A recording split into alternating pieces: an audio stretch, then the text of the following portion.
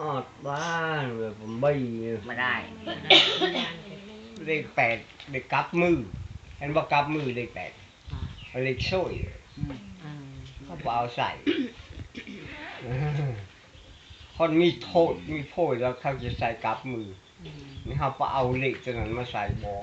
แบบบ้านเขาถือเหล็ก27 ทิ้ง อยู่นี่เขาถือ ขึ้นนี่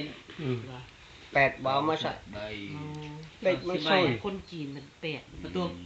10ใบนี่แม่นน่ะ 93 ผม 90 ใบ ใบ พวน เด้อข้างใน ผมใบพวนเปล่าสัตว์ใบ เด้อข้างใน 8,000 93 93 108ก็สิ 893 8093 ลมออกให้ เป็นวันจันทร์นะ อ๋อ 8093อายุ ชนะ บอ การเมา คนเขียนเหล็กเงินให้ 8093ตรงแย่งนี่น่ะ กรองให้สลับ กลัวแย่งน่ะออกมาหมด เอ้ย